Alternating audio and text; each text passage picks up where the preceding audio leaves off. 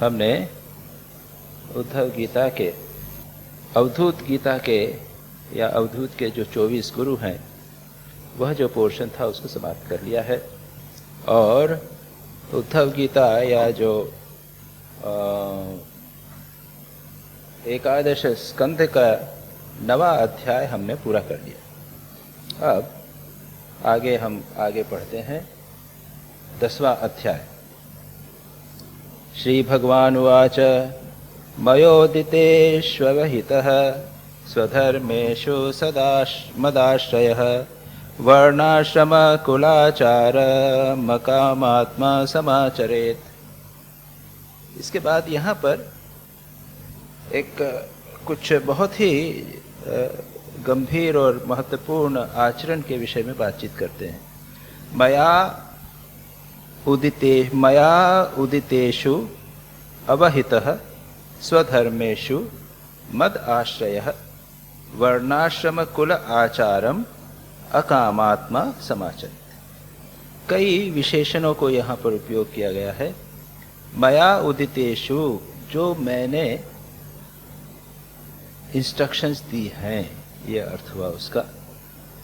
स्वधर्मेषु, स्वधर्म के विषय में मेरे द्वारा जो निर्देश दिए गए हैं उसका वर्णाश्रम कुलाचारम, वर्णाश्रम, वर्ण आश्रम और कुल का जो आचरण है उसको अकामात्मा समाचरेत, उसका आचरण करें।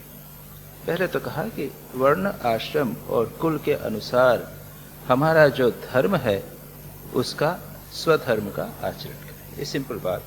क्या कौन सा स्वधर्म? जिसका निर्देश भगवान ने स्वयं किया है। कहाँ किया है? शास्त्रों में किया है। शास्त्रों में भगवान ने जो निर्देश आश्रम, वर्णाश्रम के संबंध में किया है उसका आचरण करना चाहिए। अब कहते हैं अवहितः। अवहितः यानी केयरफुली, और मद आश्रयः, मुझ पर आश्रित होकर ना। ये जितने भी विशेषण हैं, और अकामात्मा, कामना रहित होकर, निष्काम भाव से ना, ये जितने भी विशेषण हैं इनका बहुत महत्व है। देखिए, कहते हैं सबसे पहले मद आश्रय, भगवान का आश्रय लेकर आचरण करो। अगर आप खुद के अपने सेल्फ डिपेंड होके करेंगे तो अहंकार होने की संभावना है। क्योंकि मैंने कई लोग हैं बहुत अच्छा वर्णाश्रम धर्म का पालन करते हैं, बड़े निष्ठावान रहते हैं, लेकिन उनके जीवन में अहंकार आ जाता है, महान अहंकार आ जाता है। दूसरा है अवहित होकर, सावधानी पूर्वक, बी वेरी केयरफुल। ये कहा है इसमें, जैसे कहा है कि सावधानी से पालन करें, बहुत सावधान होकर उसका पालन करना चाहिए। और अकामात्मा, इच्छा रहित होकर करना चाहिए।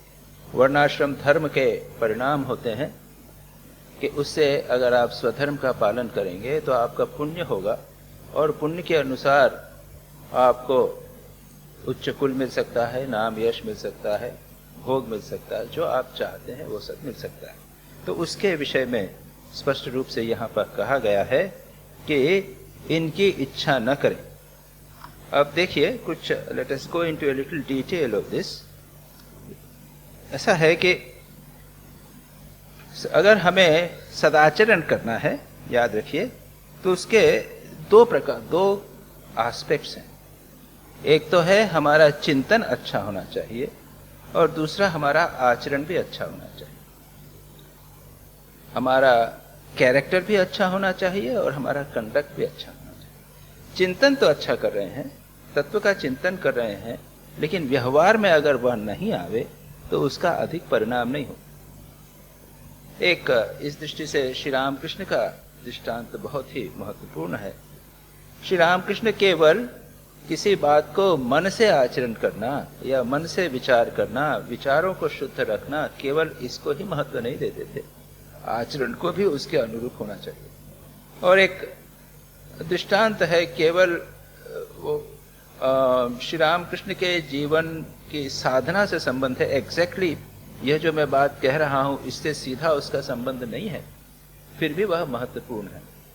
श्री रामकृष्ण ने जब मधुर भाव की साधना की, मधुर भाव यानी स्वयं को गोपी या राधा समझकर श्री रामकृष्ण को पति समझकर सब साधना की, एक यानी वो श्री रामकृष्ण पति हैं, मैं उनकी पत्नी हूँ, या जिन गोपियों का जो भाव था उस भाव से जब उन्होंने साधना की, तब उन्होंने तो नारी को, अपने आप को नारी समझा, तो नारी उसको समझने के साथ ही साथ उन्होंने वस्त्रादि भी नारी जैसे पहने, साड़ी पहनी, लहंगा पहना, ये सारी चीजें उन्होंने पहनी, गहने पहने और बिल्कुल नारी जैसा उन्होंने व्यवहार किया। उद्देश्य क्या था कि जैसा मैं विचार कर रहा हूं वैसा मेरा आचरण भी होए, और उसका परिणाम अधिक, उसका ये तो साधना थी। और उसी प्रकार यहां भी कहा है जैसा हमारा चिंतन होवे वैसा आचरण होना चाहिए। अगर हम यह सोचते हैं, विचार करते हैं, वेदांत का विचार करते हैं कि जगत मिथ्या है, वेदांत में कहा गया है कि जगत मिथ्या है, तो जगत के साथ ऐसा व्यवहार करें। हाँ, जगत को तो सत्य मान रहे हैं और निरंतर चिंतन कर रहे हैं जगत मिथ्या है, तो नहीं चलेगा। श्री रामकृष्ण के पास में एक, वहीं श्री रामकृष्ण जब थे तो एक वेदांती सन्यासी वहीं पंचवटी में रहने लगे थे। उनका आचरण अच्छा नहीं था, यानी वो कुछ अनैतिक कर्म करते थे, तो श्री राम को और वेदांत की चर्चा करते थे। तो श्री रामकृष्ण उनके पास गए और उन्होंने कहा कि अच्छा, ये क्या बात है भाई, तुम बड़ी वेदांत की बात करते हो, जगत मिथ्या है सब कहते हो, ब्रह्म सत्य है, और तुम ऐसा दुराचारी आचरण कैसे कर रहे हो? तो उसने कहा कि उसमें क्या हो गया, मैं समझा देता हूं आपको। क्या? उन्होंने कहा कि अगर जगत मिथ्या है, त्रिकाल में असत्य है, तो क्या मेरा आचरण ही सत्य हो गया? वह भी तो असत्य है। श्री रामकृष्ण ने बहुत गुस्सा है, उन्होंने कहा कि मैं तेरे वेदांत पे थूकता हूं, ये वेदांत नहीं है। अगर आपको सचमुच वेदांत का विचार करना है तो आचरण भी उसी प्रकार का। इसीलिए वेदांत में कहा गया है कि अगर वेदांत की चर्चा की जाए, अहम ब्रह्मास्मि इत्यादि की चर्चा की जाए, मैं ब्रह्म हूँ, और जो भी हम चर्चा करते हैं, तो उसके लिए अधिकारी होना चाहिए। और अधिकारी के लिए स्ट्रिक्ट, बहुत ही यम, अपने विवेक, वैराग्य, शम, दम, उपरति, तितिक्षा इत्यादि होना चाहिए, तब वेदांत ठीक ठीक आचरण में आता है, उसको समझ में आता है। कुछ जो ऑर्थोडॉक्स हैं वो लोग तो यहाँ तक कहते हैं कि सन्यास, विधिवत सन्यास भी ग्रहण करना चाहिए और उसके बाद में गुरु के पास जाना चाहिए। श्री रामकृष्ण के पास जब तोतापुरी जी आए, तोतापुरी जी ने कहा कि मैं वेदांत की तुम्हें उपदेश दूंगा, लेकिन उसके लिए सन्यास लेना पड़ेगा। ये विचार स्वामी, ये अपने शंकराचार्य भी कहते हैं कि वेदांत के पहले वो अलिंग नहीं होना चाहिए, यानी लिंग रहित होना चाहिए, एक्सटर्नल संन्यास भी होना चाहिए, केवल इंटरनल संन्यास से नहीं होगा। तोतापुरी जी ने कहा श्री रामकृष्ण को कि पहले तुमको संन्यास के बाद मैं उपदेश दूंगा। ठीक है, मैं अलाउड, मैं करो ऐसा, केवल बाह्य संन्यास मत देना क्योंकि मेरी माँ को कष्ट होगा। ठीक है, लेकिन विधिवत संन्यास की चर्चा वहां पर है, विधिवत संन्यास नहीं किया। इसके पीछे भाव यह है कि जैसा हमारा चिंतन हो उसके अनुरूप आचरण भी होना चाहिए। कुछ लोग आचरण तो बहुत अच्छा है, निष्ठावान है, आचरण अच्छा है, लेकिन चिंतन ऊंचा नहीं होवे, चिंतन लौकिक ही होता रहे, इससे भी काम नहीं। दोनों चीजों की आवश्यकता है, कर्म और विचार दोनों शुद्ध होना चाहिए।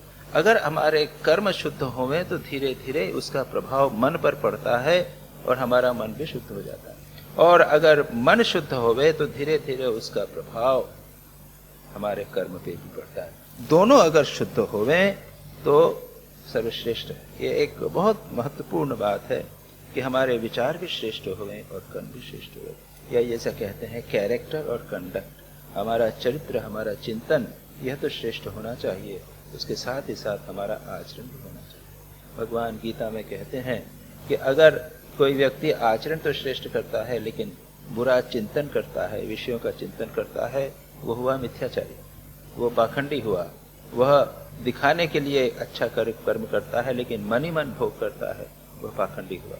और कोई व्यक्ति मन में अच्छा है, विचार ठीक है, लेकिन अगर बाह्य आचरण उसका ठीक नहीं है तो आगे चल के धीरे धीरे उसके विचार भी कलुषित हो जाएंगे। इसलिए दोनों को शुद्ध रखना ये बड़ा महत्वपूर्ण है। और दोनों की बात यहाँ पर कही है। स्वधर्म, अब स्वधर्म के बाद में क्या कहा है? कौन सा स्वधर्म? वर्ण, आश्रम और कुल, इन तीन का आचरण। हम किस वर्ण में हैं? ब्राह्मण, क्षत्रिय, वैश्य, शूद्र। और आज के जमाने में आप बहुत सारे वर्ण हो गए, इंजीनियर, डॉक्टर, एडमिनिस्ट्रेटर। तो आप लोगों का सबका कोड ऑफ कंडक्ट है, कोड ऑफ कंडक्ट है, मेडिकल एथिक्स है, उसको फॉलो करना चाहिए।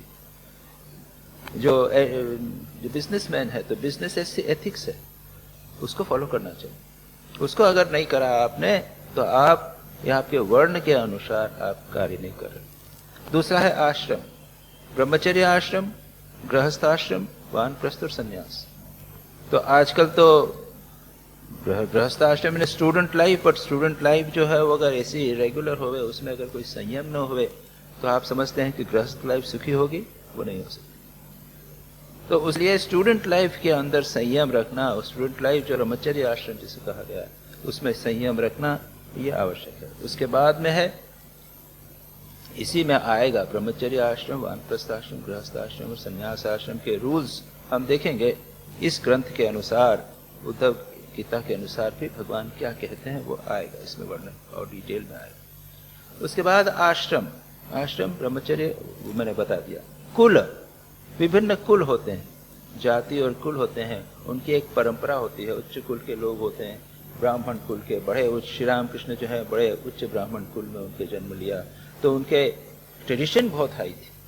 दूसरे भी ब्राह्मण लोग थे, लेकिन उनका कुल जो था वो बहुत ऊंचा कुल था, और इसलिए उनके पिताजी बहुत ही निष्ठावान ब्राह्मण थे। तो एक कुल की परंपरा है, उसके अनुसार हमें अपने धर्म का पालन करना चाहिए। ये धर्म का पालन, स्वधर्म पालन से चित्त शुद्धि होती है, और चित्त शुद्धि होने पर व्यक्ति ज्ञान का अधिकारी होता है।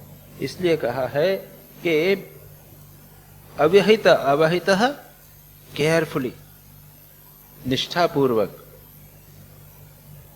और प्रमाद रहित होकर, किसी प्रकार से प्रमाद न करें, केयरलेस न होएं।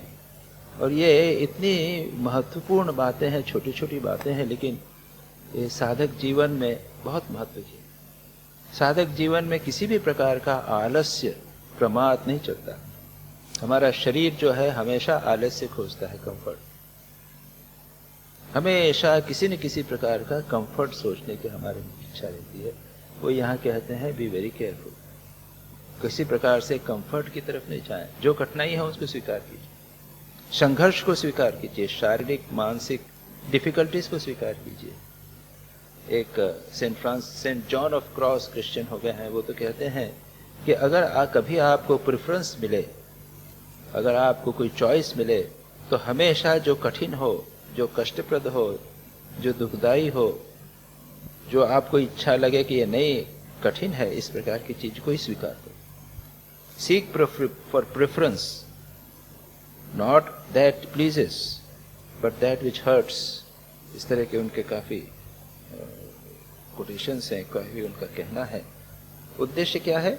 हमारी मन की जो आलस्य की वृत्ति है, भोग की वृत्ति है, इंद्रियों की वृत्ति है, उसको नष्ट करना। तो यहाँ पर उसी चीज को इंगित किया गया है कि इस प्रकार से this are the basic principles. स्वधर्म कुल आश्रम का आचरण करना है अवहित होकर।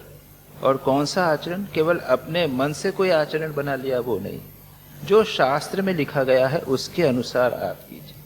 अपने मन से मैंने कुछ नियम बना लिया उसके अनुसार कर रहा हूं नहीं, या तो शास्त्र या गुरु जो निर्देश देवे उसके अनुसार कीजिए। और मद आश्रय, मेरे पर आश्रय लो, शरणागत रहो मुझे, अन्यथा अहंकार आ जाए। क्योंकि स्वधर्म निष्ठ वाले लोगों को में अहंकार आता है, काफी आता है। जो लोग काफी स्वधर्म और निष्ठावान लोग हैं, किसी सिद्धांत को पकड़े रहते हैं, बस वो फिर अहंकारी, अपने आप में अहंकारी हो जाते हैं। और अकामात्मा, कामना न रहे, अकामात्मा, इच्छा न रहे, यानी स्वधर्म करेंगे लेकिन उसके बाद मुझे कुछ स्वर्ग मिले इत्यादि की कामना न होनी चाहिए। अकामात्मा स्वधर्मेषु मत अकामात्मा स्वधर्म कुलाश्रम आचारम समाचरेत्, उसका आचरण करें। अच्छा, अन्वीक्षेत विशुद्धात्मा देहिनां विषयात्मनां गुणेषु तत्वध्यानेन सर्वारंभ विपर्ययम्। ये और भी अच्छी बात कहते हैं। अन्वीक्षेत, अन्वीक्षेत यानी क्या? इन्वेस्टिगेट करो, इन्वेस्टिगेट करो, विचार करो, अन्वेषण करो। अन्वेषण करो किस चीज का? विशुद्ध आत्मा होकर, चित्त शुद्ध होकर, निष्काम होकर, निष्काम होकर। उसके बाद में क्या करें? किसका अन्वेषण करना है? स्वधर्म का पालन करने से चित्त शुद्ध हुआ, आपका हुआ। उसके बाद चित्त में क्या विचार करना है? अन्वीक्षेत क्या? विषयात्मनाम देहिनाम, जो देह में बद्ध लोग हैं, विषयी हैं, जो प्राणी हैं, वे जो विषय के ऊपर जिनका मन जा रहा है, विषयात्मनाम यानी जिनका मन विषयों में लगा हुआ है, जो विषयों को सत्य समझते हैं, शब्द स्पर्श रूप आदि विषयों को सत्य समझकर क्या करते हैं? उनकी प्राप्ति के लिए प्रयत्न करते हैं। विषयात्मनाम और गुणेषु तत्वध्यानेन, जो विषयों में को सत्य समझकर सुख मिले इसके लिए जो प्रयत्न करते रहते, उनके संबंध में अन्वीक्षेत, अन्वेषण करे, इंट्रोस्पेक्ट करे, विचार करे। क्या? सर्वारंभ विपर्ययम्, क्या यह विचार करे कि जितने आरंभ हैं, आरंभ यानी जितने भी कर्म वासना से, इच्छा से प्रेरित होकर करते किए जाते हैं, वे क्या होते हैं? विपर्ययम्, उसका उल्टा प्रभाव होता है। विपर्यय यानी विपरीतता होती है, उल्टा प्रकार होता है। तो यहां पर कहा गया है कि अन्वीक्षेत, विचार करो, दृष्टि से सोचो। हम विचार नहीं करते, जो भी बात है, कुछ जो भी वी हैव डिसाइडेड, कुछ हम ले लेते हैं। एक इन्वेस्टिगेशन, पढ़ना लिखना है, पैसे कमाना है, मकान बनाना है, एक विचार कुछ कर लिया कि ये करना ही है, तो उसके बाद क्यों करना है इसके ऊपर कभी विचार नहीं करते। तो उसको यहां पर कहा गया है विचार करो। विशुद्ध आत्मा हो गए हैं, चित्त शुद्ध, जो चित्त शुद्ध होगा उसके मन में विचार की इच्छा होती है। यहाँ पे एक हम देखेंगे कि एक क्रम बताया गया है। पहला क्या है? वर्णाश्रमाचार का पालन करें, भगवान ने जो बताया उसके विधिवत पालन करें। उसके बाद में उससे क्या होगा? चित्त शुद्ध होगा, और चित्त शुद्ध होने पर विचार करें कि जो संसार के लोग हैं, जो विषयों के प्रति भाग रहे हैं और विषयों में तत्व ध्यान करते हैं, यही सत्य है। तत्व यानी सत्यता, जिसमें विषय जो है ये सत्य है, इसको पाने से अच्छा रहेगा, उसको इंपॉर्टेंस देते हैं। ऐसे तत्व ध्यान से जो लोग लगे हुए हैं गुणों में, ये विषयों के गुणों में जो सत्य बुद्धि रखते हैं, उनका क्या होता है? जितने भी कर्म वे करते हैं उसके विपरीत फल होगा। कहीं न कहीं अटक जाएंगे, कहीं न कहीं समस्या होगी, कहीं अगर सफलता नहीं मिली तो जीवन में दुख आएगा, डिप्रेशन आएगा, हताशा आएगी। इसलिए यहां पर एक नेक्स्ट स्टेप बताई। पहला, शुभ कर्म करेंगे, निष्काम कर्म करेंगे, भगवान को आश्रित होकर कर्म करेंगे, अकामात्मा यानी निष्काम कर्म करेंगे, जो हमारे विहित कर्म है। इस सिंपल, जहां पे हम हैं वहां से स्टार्ट करने की बात करें। आप अगर गृहस्थ हैं, आप एक गृहस्थ हैं, आप एक डॉक्टर हैं, एक वैद्य हैं या एक ब्राह्मण है, आप अपना वर्णाश्रम धर्म पालन कीजिए, लेकिन भगवान में आश्रित होकर निष्काम होकर कीजिए। उसका परिणाम क्या होगा? देह चित्त शुद्ध होगा। और उसके बाद में इंट्रोस्पेक्शन कीजिए, विचार कीजिए कि संसार के लोग जो विषयों के प्रति भागते हैं, विषयों को सत्य मानते हैं, उसको अधिक महत्व देते हैं, उनका परिणाम क्या होता है? सर्वारंभ विपर्ययम्। जितना भी वो कर्म करते हैं कहीं न कहीं वे कष्ट पाते हैं, जो चाहते हैं वो नहीं मिलता, दुख मिलता। इसके बाद में आगे सुप्तस्य विषयालोको ध्यायतो वा मनोरथः नानात्मकत्वात् विफलस्तथा भेदात्मधीर्गुणैः। अब जो विचार करना है, कैसा विचार करना है, उसका एक स्वरूप दिखाते हैं। क्या? सुप्तस्य विषयालोकः, सोए हुए व्यक्ति का विषयालोकः, यानी कैसे विचार करना चाहिए? स्वप्न अवस्था में बहुत सारा स्वप्न देखा, बॉम्बे, दिल्ली, बम्बई, कलकत्ता, कई जगह आप घूमे, मजा किया, खूब आनंद किया।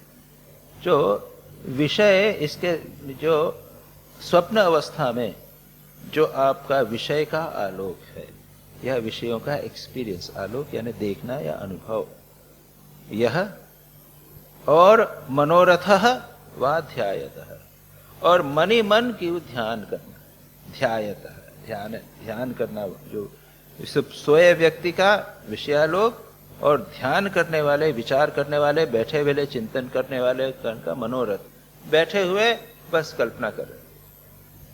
वो शेख चिल्ली का तो प्रसिद्ध दृष्टांत है, आप लोग जानते हैं ना, कि शेख चिल्ली वो सिर के ऊपर कुछ एक पानी ले जा रहा था, उसको चवन्नी मिलने वाली थी, तो चवन्नी का चवन्नी मिलेगा तो उसके मैं चवन्नी से एक हंडा खरीदूंगा, वे पानी भर के रखूंगा, लोग मुझे देंगे, फिर 1 रुपया होगा, फिर ये करूंगा, फिर दुकान बनाऊंगा, फिर 100 रुपया होगा, फिर 1000 रुपया होगा, फिर शादी करूंगा, फिर वो बीवी कुछ करेगी तो मैं उसको ऐसे लात मारूंगा। जो उसने किया तो वो हंडा गिर गया। तो ये क्या है? मनोरथ। Most of the time we waste our time in reveries, जिसे कहते हैं मेंटल रेवरीज। उसको छोड़ना। और मैंने कई बार कहा, व्यर्थ जल्पना और व्यर्थ कल्पना, व्यर्थ की कल्पना से बचना है।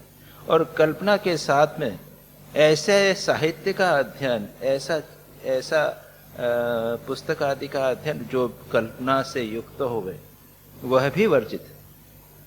तत्व का चिंतन कीजिए, विचार कीजिए, जो आपको प्रेरणा दे उसको पढ़िए, संतों की जीवनी पढ़िए, जो आपको आध्यात्मिक जीवन में प्रेरणा प्रदान करे, वैसे चित्र देखिए, वैसे जो भी देखना हो, जो भी हो। लेकिन कल्पना, व्यर्थ की कल्पना, वह क्या है? इसे कहें यहाँ पर ध्यान करने वाले का मनोरथ। ये दोनों क्या है? विफल है, ये व्यर्थ है, बिल्कुल डेफिनेटली व्यर्थ है, सब जानते हैं, इसको समझते हैं। विफल है क्यों? नानात्मकत्वात्, इट इज मल्टीप्लिसिटी। तत्व जो है वह एक है, ब्रह्म एक है, परमात्मा एक है। वह भेद बुद्धि यह है कि वह कल्पना वस्तु शून्य होने के कारण उसमें रियलिटी कुछ नहीं है, स्वप्न की रियलिटी नहीं है और कल्पना की भी रियलिटी नहीं है। बैठे बैठे कल्पना करना, उसमें सत्य नहीं है। हम बैठे बैठे कल्पना कर रहे हैं, बंबई गए थे या बंबई जाएंगे, तो उसी का चिंतन करना है, तो किसी की यथार्थ नहीं है। सत्य के अभाव के कारण, मिथ्या होने के कारण वे व्यर्थ हैं। और उसी प्रकार से भेदात्म थी गुणै ही भेदात्म थी विफल।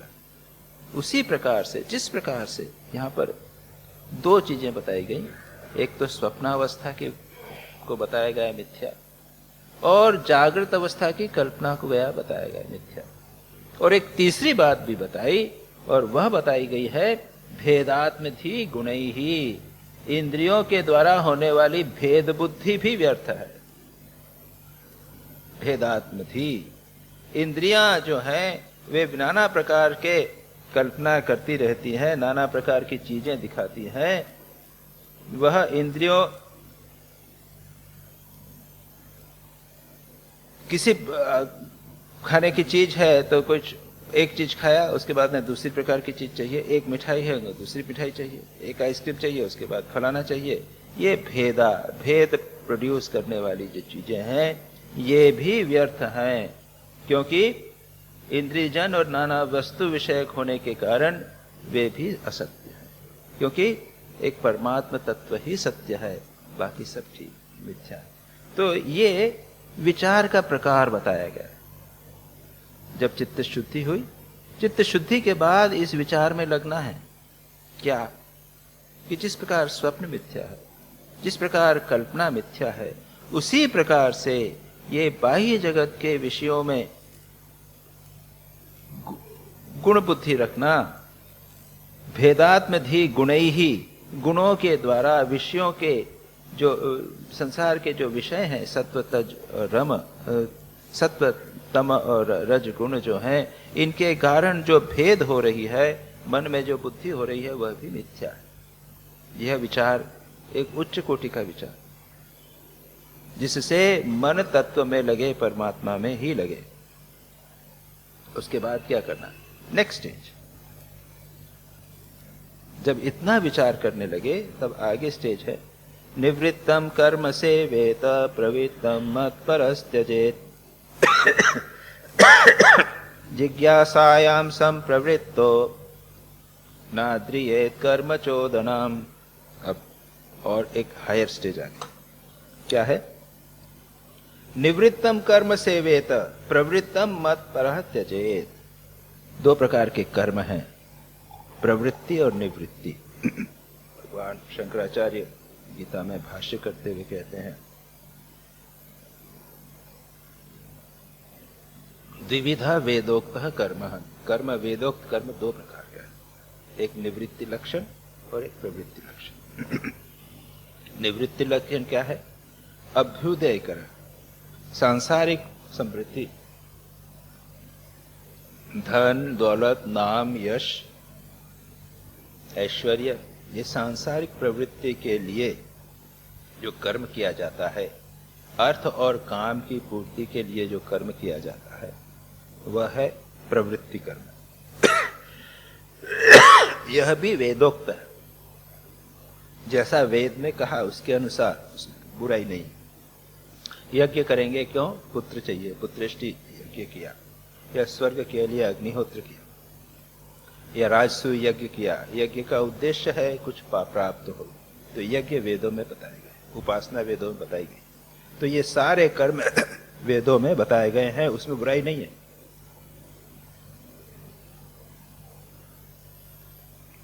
जब तक इच्छा वासना है तब तक ये कर्म कीजिए ना, उसमें कोई बुराई नहीं। तो एक तो हो गया ये प्रवृत्ति लक्षण धर्म, ये धर्म कोई बात। दूसरा है निवृत्ति, जब धर्म का आचरण करते हुए अर्थ काम की इच्छा करते हुए प्रयत्न किया, जैसे ऊपर किया ना, वर्णाश्रम धर्म का पालन किया, ये प्रवृत्ति लक्षण धर्म।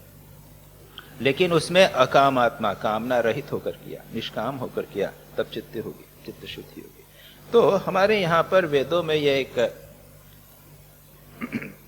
विधान किया गया है कि तुम करो ना भाई, भोग करो, लेकिन आप धर्म का पालन करो। और धर्म का उद्देश्य डू रिस्ट्रिक्शंस, कुछ रिस्ट्रिक्शंस कर दिए हैं वर्णाश्रम के अनुसार। आप गृहस्थ हैं तो आपके नियम है, माता पिता की सेवा कीजिए, एक पत्नी व्रत कीजिए, एक पति व्रत हो गए, बच्चों की आप भरण पोषण कीजिए, समाज के जो विधि निषेध है उसको पालन कीजिए।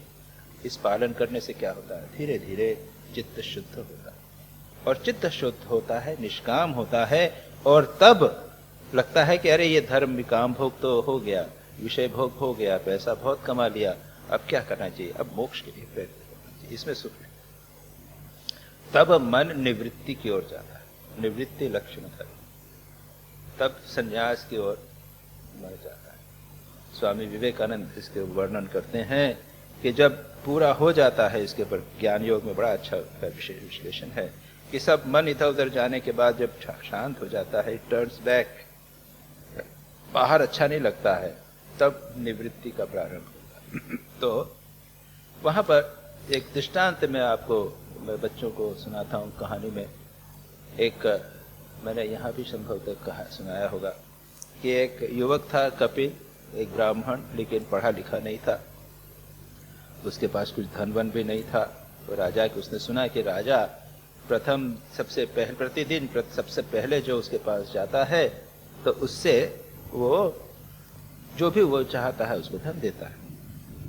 एक दिन पहुंचा सबसे पहले, तो राजा ने कहा क्या? तो राजा ने कहा अच्छा तुम जाके बैठन में है या मेरा आश्रय है, भगवान ही जीवन में एकमात्र लक्ष्य है, ऐसा मत पर व्यक्ति होकर क्या करेगा? निवृत्तम कर्म सेवेत और प्रवृत्ति को त्याग करे।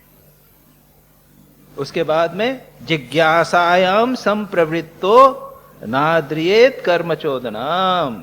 इसके आगे और भी अधिक बात होती। याद रखिए, यह निवृत्ति कर्म प्रवृत्ति कर्म जैसे हैं, तो शास्त्र में कहा है कि जो सकाम कर्म और निषिद्ध कर्म पहले तो उनका त्याग करेंगे।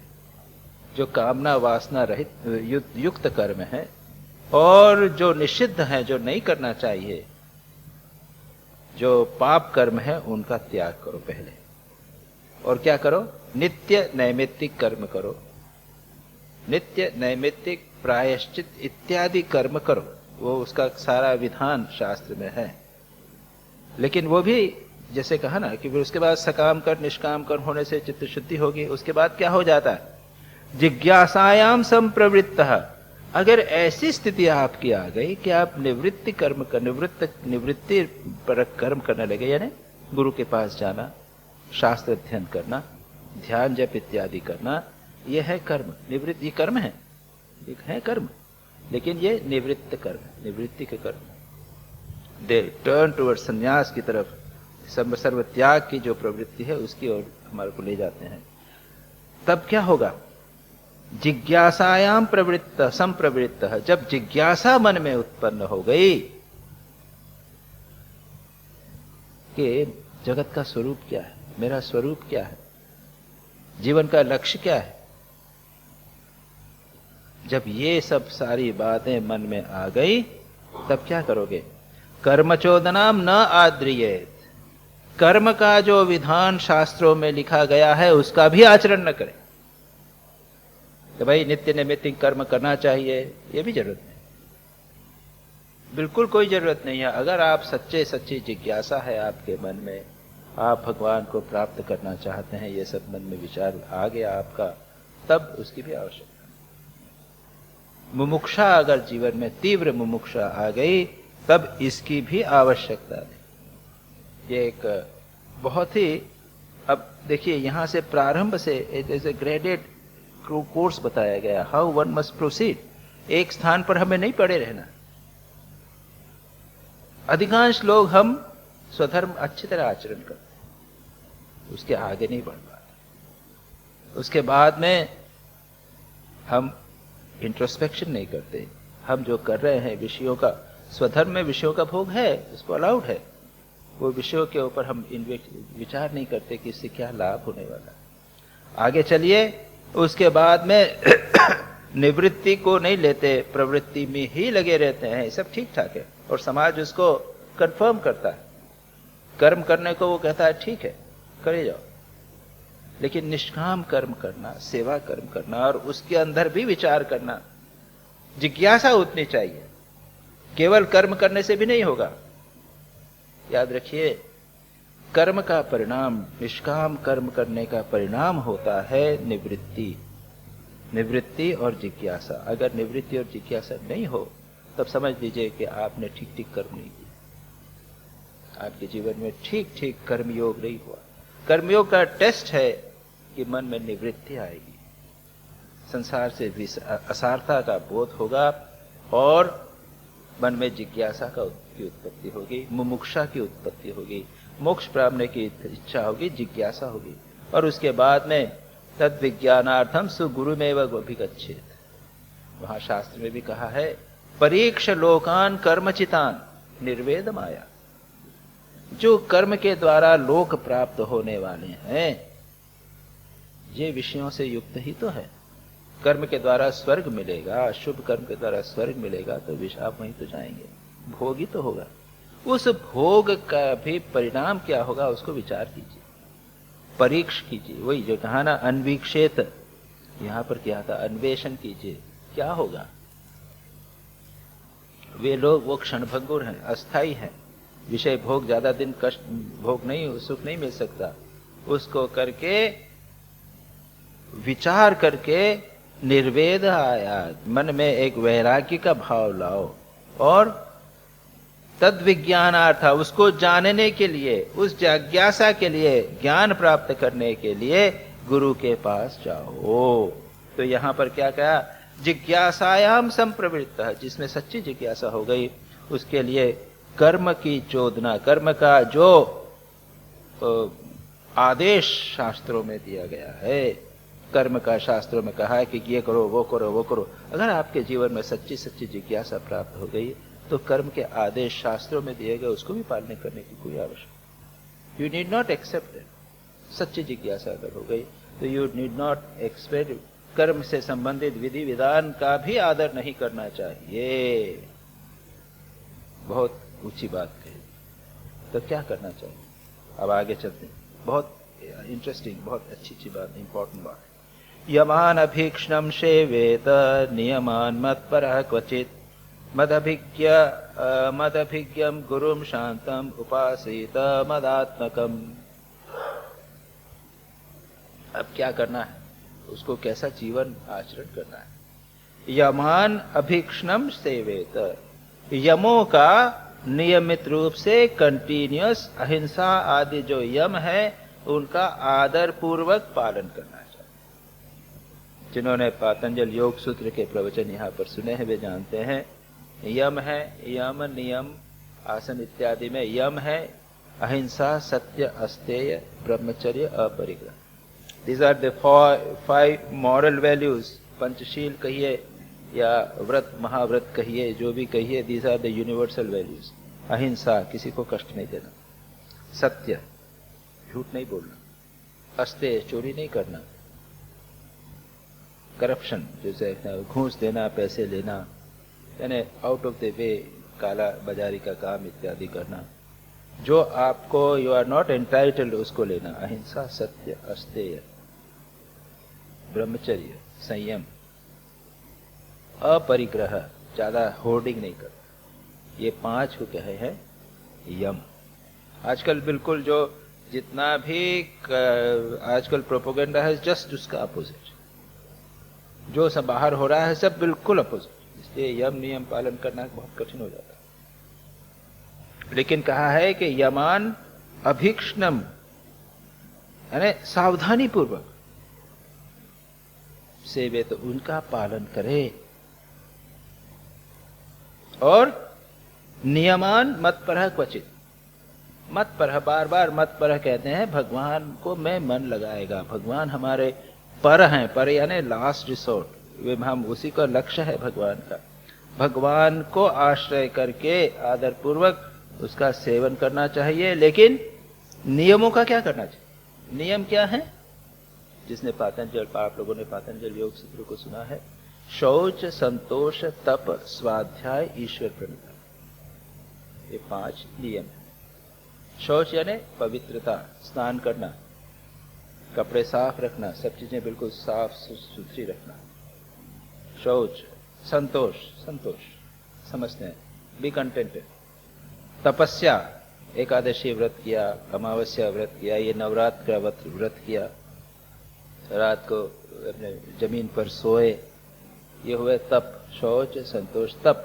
स्वाध्याय, खूब पाठ किया, सत्संग में गए, गीता का नियमित रूप से पाठ करा, रामचरितमानस का नियमित रूप से पाठ करा, गुरु ग्रंथ साहब का नियमित रूप से पाठ करना, यह हुआ स्वाध्याय।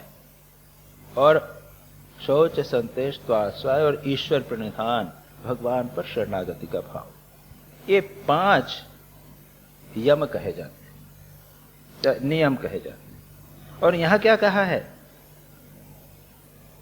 नियमान क्वचित सेवे, कभी उसका सेवन कर लेवे, उसको इंपॉर्टेंस नहीं है।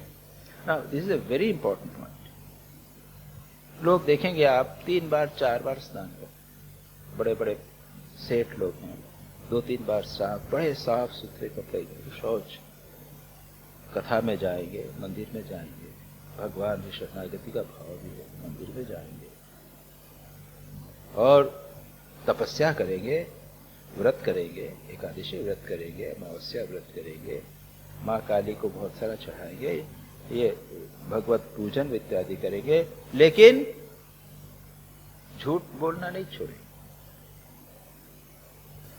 लेकिन लोगों को ब्राइब देंगे, लूट खसोट करेंगे, कई प्रकार से आप जानते हैं पैसा आज के जमाने में किस तरह पैसा आता है, सब वो सब इनकम टैक्स की चोरी करेंगे, ये सब करेंगे। दूसरे को कष्ट ना, जिसे कहते हैं ना इकोनॉमिक एक्सप्लॉइटेशन, पैसे के माध्यम से दूसरे को प्रताड़ना, पैसा खींचना, खसोटना, ये सब नहीं छोड़ेंगे। तो इसमें कुछ नहीं होने वाला है, चाहे आप कितना भी कुछ धर्म नहीं होना। एक मैं जब वेदांत केसरी का एडिटर था तो एक मैं उसमें एनेक्डोट दिया करता था। एनेक्डोट यानी एक शॉर्ट स्टोरी, छोटी सी, जरा छोटी छोटी स्टोरीज, एक एनेक्डोट डेफिनेटली देता था। तो मैंने कहीं पढ़ा था और उसको मैंने दिया कि एक व्यक्ति थे, एक सज्जन, नियमित रूप से मंदिर जाते थे। रोज सुबह 6 बजे वो जरूर जाएंगे, बारिश हो, तूफान हो, ठंड पड़ रही हो, चाहे कुछ भी हो, लेकिन नियमित रूप से मंदिर जाएंगे ही जाएंगे। किसी ने उनसे पूछा, एक दिन साल भर तक किसी ने व्यक्ति ने देखा कि भाई ये आदमी बड़े नियमित, से पूछा कि आप, मैं इतने साल से आपको देख रहा हूं तो बराबर आप करते हैं, क्या बात है, ऐसी निष्ठा आपको कैसे प्राप्त? तो उन्होंने कहा, देखिए मैं किसी को कहता नहीं हूं, लेकिन आपको बता रहा हूं। ऐसा है कि मेरे घर के पास में एक जमीन थी, दूसरे की जमीन थी, मुझे चाहिए थी, तो मैंने उसको एक्वायर कर लिया, हड़प लिया, उसको मैंने बॉर्डर लगा दी जमीन। उसने जाके कोर्ट में दावा कर दिया मेरे अगेंस्ट, बड़ी मुश्किल में पड़ा मैं। तो मैंने भगवान से प्रार्थना की कि भगवान, अगर मुझे आप जिता दोगे इसमें, तो मैं नियमित रूप से आपकी उपासना। तो देखिए मैं जीत गया भगवान की कृपा से, और इसलिए मैं नियमित रूप से। जी क्या है, क्या भगवान ने उन पर कृपा की है? ये भगवान से कृपा हो गई क्या? भगवान इसका झूठ जो है, वो चोरी और झूठ उन्होंने किया है, उसको भगवान ने कंफर्म किया? तो भगवान से कोई लेना देना यहां नहीं है, और इनका ये धर्म भी नहीं है। ये एक प्रकार से, एक तरफ आप चोरी करो और दूसरी तरफ भगवान के मंदिर में जाओ, चोरी करो, तपस्या करो, चोरी करो, स्वाध्याय करो, ये नहीं चलता। इसे स्पष्ट रूप से यहां कहा है, यमान अभीक्ष्णम सेवे।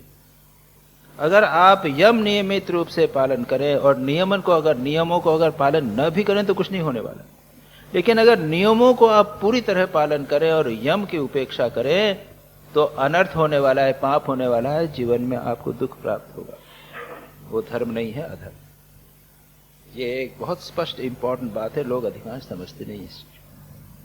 कई शास्त्रों में इसके बाद जीवन मुक्ति विवेक में भी बहुत स्पष्ट रूप से ये बात कि नियमों को, यम को नियमित, जैसे अहिंसा, सत्य, अस्तेय, ब्रह्मचर्य, अपरिग्रह, इसका पालन अवश्य करना चाहिए। भले नियम आप पालन न कर सकें, लेकिन अगर नियम पालन करें और यम नियम इत्यादि, ये सत्य, अहिंसा इत्यादि का पालन नहीं करे तो आप अनर्थ हो जाए, ये कहते हैं। इसलिए फिर कहते हैं, मद अभिज्ञम गुरुम शांतम मद आत्मकम उपासित।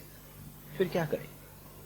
देखिए एक बहुत ही सुंदर क्रम दिया गया यहां से, प्रारंभ से देखे हाउ वन शुड प्रोसीड। उसके बाद में यमों का पालन करें, यम का पालन करने के बाद गुरु, मद अभिज्ञम, जिसने मुझे जाना है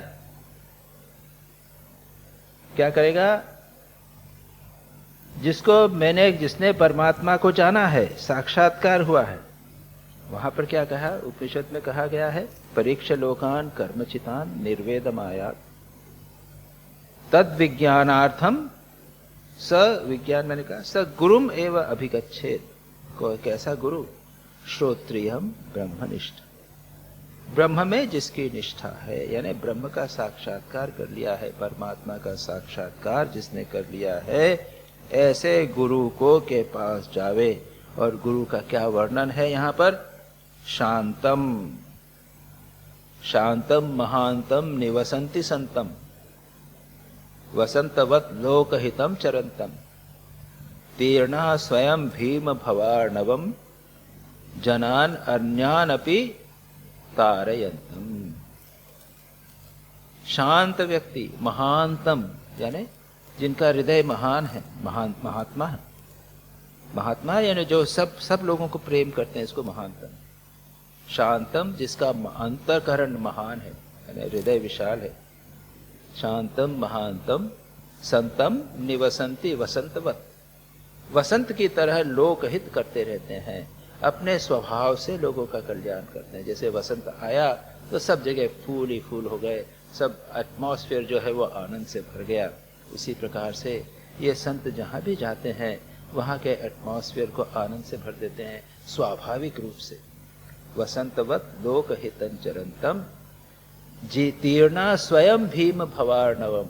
ये संसार का जो महान भव रूपी, संसार रूपी जो अर्णव सागर है, भीम यानी महान, उन्होंने पार कर लिया है। अन्यान अपि अहेतुना तारयन्तम, अहेतुक रूप से, बिना किसी कामना के, किसी लोभ के, बिना किसी धन की, नाम यश की इच्छा के, बिना अहेतुक रूप से जो दूसरे लोगों को तारते हैं, ऐसे लोग हैं संत, ऐसे गुरु हैं, उनके पास जावे। तो यहां पर क्या कहा? वही क्या? शांतम मदात्मकम, जो परमात्मा में ही जिन आत्मा जिनकी है, जो परमात्मा के साथ एक हो गए हैं, परमात्मा को जिन्हें जाना है, ऐसे गुरु के पास में उपासित, शांतम गुरु उपासित, उसके गुरु के, उनको अपना समझकर उनकी सेवा करें, गुरु के पास जाए। और क्या है? तद्विधि प्रणिपातेन परिप्रश्नेन सेवया, उसकी आप ज्ञान को, जो जिज्ञासा मन में उठी ना, उसने जब जिज्ञासा हो गया, जिज्ञासायाम प्रवृत्ता, गुरु के पास जावे जानने के लिए। और ऐसे गुरु की कैसे उसको प्राप्त करे? तद्विधि, भगवान गीता में कहते हैं, प्रणिपात, परिप्रश्न और सेवा के द्वारा। प्रणिपात विनम्रता के द्वारा, सेवा के द्वारा उनको प्रसन्न करे, उनका मन अभिमुख करे अपनी तरफ, तंग न करे, नहीं तो वो उल्टा हो जाएगा। वो ऐसा करे, मन उसका सेवा करे, उनको मन उनकी ओर आकृष्ट करे, वो प्रसन्न होंगे आपकी सेवा से, आपकी विनम्रता से। और उसके बाद में परिप्रश्न कीजिए, जब देखेंगे कि मन ठीक हो गया है, उसके बाद प्रश्न कीजिए। सूफी संतों का एक दृष्टांत बड़ा मजेदार है। एक व्यक्ति, गुरु शिष्य एक गुरु के पास गए, कहा कैसे आए हो? कि आपकी सेवा के लिए आए। ठीक है, रहो। सेवा किया, साल भर तक सेवा की। कि बोलो क्या चाहते हो? तो कि कुछ नहीं, आप मंत्र दीजिए, महामंत्र। तो कुछ नहीं बोले, साल भर तक जवाब। तो पहले क्या किया? पहले साल भर रहे, सेवा किया, कुछ पूछा नहीं, मांगा नहीं। आए हैं दीक्षा के लिए, आए हैं कि हमके ज्ञान प्राप्त करने के लिए, लेकिन मांगा नहीं, पूछा। साल भर तक मांगा नहीं, पूछा। इस सेवा से जब अभिमुख हुए, गुरु जी क्या चाहते? तो उसके बाद में, साल भर बाद में, उन्होंने उनकी परीक्षा ली। कहा एक बर्तन दिया ऐसा, और ये ढक्कन दिया ऐसा बंद, कि जाओ इसको फलाने फलाने जगह रास्ता है, वॉक करते हुए जाओ 4-5 किलोमीटर दूर, वहां जाकर वो संत वहां पे, उनको ऐसा दे दो, इसको दे दो। तो जा रहे थे, चल रहे थे, रास्ते में जंगल था, पेड़ वेड़ होंगे। मन में लगा कि क्या है इसके अंदर। जो खोला तो उसमें चूहा था। खोलते ही चूहा कूद के निकल गया। एक कप था, कप को ढाक रखा था, चूहे। बड़ा मुश्किल हुआ, क्या करें। अफसोस हुआ, गए जाके वैसा के वैसा उनको संत को दिया। तो संत ने कहा कि अरे, वो जहाँ पहचान गए, समझ गए कि तुम एक चूहे की भी हिफाजत नहीं कर सकते, तो महामंत्र की क्या हिफाजत करो। तो वापस आए बेचारे उदास होके गुरु के पास। तो गुरु ने कहा, देखो, जब मैंने भगवान से प्रार्थना की कि इसको मंत्र दूं कि नहीं, तो भगवान ने कहा इसकी परीक्षा करो, देखो परीक्षा में तुम फेल हो गए, ठीक है, फिर भी मैं तुमको मंत्र दूंगा उसके बाद में। मतलब क्या है कि ठीक ठीक मेंटल प्रिपरेशन होने पर सेवा के द्वारा, विनम्रता के द्वारा, और जो पहले का अवहित, बिल्कुल एकाग्र। याद रखिए, जो कर्म करने के लिए जो इतनी बार बार बात कहते हैं कि निष्काम कर्म कीजिए, अपना स्वधर्म पालन कीजिए, ये क्या है? ये मेंटल ट्रेनिंग, ये मेंटल ट्रेनिंग है। माइंड शार्प हो जाता है, माइंड प्रमाद रहित हो जाता है, अलर्ट हो जाता है। और ये बातें आध्यात्मिक जीवन में भी आवश्यक है। इसलिए एक निष्काम कर्म जो है बहुत इंपॉर्टेंट ट्रेनिंग है माइंड की फॉर ए साधक। तो उसके बाद में कहते हैं कि वह गुरु के पास जावे और शांतम शांत होकर उपासना करे, उनकी सेवा करे। अमान्यमत्सरो दक्षो निर्ममो दृढ़सौहृदः असत्वरोर्थ जिज्ञासु रनसूयोरनो अमोघवाक्। इसके बाद में तो पूरे, जिस प्रकार से गीता में जिसे कहते हैं अमानित्वम अदम्भित्वम अहिंसा क्षांतिरार्जवम आचार्योपासनम शौचम स्थौर्यम आत्म विनिग्रह, जो एक गुणों का वर्णन कर किया जाता है, वैसा यहाँ से पूरा लेकर उन्होंने गुणों का वर्णन किया जा है। क्या कहा है उसको देख लेते हैं, ये इम्पोर्टेंट है, ये बार बार हमको पढ़ना चाहिए, याद करना चाहिए, हमारे जीवन में है कि नहीं। कहते हैं अमानी अमत्सरः दक्षः निर्ममः दृढ़सौहृदः अमानित्वम अदम्भित्वम अहिंसा क्षांतिरार्जवम कहा है। वह असत्वरो अर्थ जिज्ञासु अनसूयः अमोघवाक्। क्या करे, शिष्य को कैसा होना चाहिए? कहते हैं अभिमान न करना, अमानी, मान रहित, अमानित्वम, और अमत्सरः, मत्सरः यानी क्या? जेलसी, डाह, असूया बाद में आएगा, असूया, जेलसी, डाह, किसी से जलना, किसी का बुरा नहीं सोचना, अरे उसका बुरा हो, ऐसा नहीं। तो अमानी अमत्सरः, मत्सर रहित होना। उसके बाद में दक्षः, दक्षः यानी एक्सपर्ट, कर्म करने में जो भी काम कहे उसको पूरी तरह अच्छी तरह करे, विथ एफिशिएंसी। दक्षः निर्ममः, ममता रहित, यह मेरी वस्तु है, संसार मेरा है, ये पत्नी, धन, दौलत, ये सब मेरा है, निर्ममः। दृढ़ सौहृदः, सौहृदः यानी और दृढ़ अनुराग रहे भगवान गुरु के चरणों में। ट्रांसलेशन में कहते हैं दृढ़ सौहृद,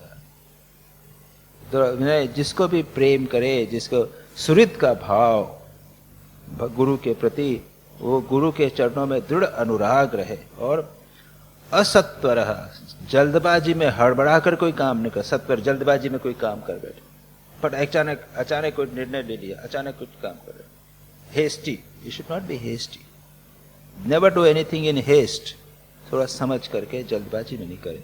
अत्सर्वो अर्थ जिज्ञासु, अज्ञासा परमार्थ के संबंध में जान करने की इच्छा, परमार्थ अर्थ यानी परमार्थ के संबंध में जानने की इच्छा होनी चाहिए उसके।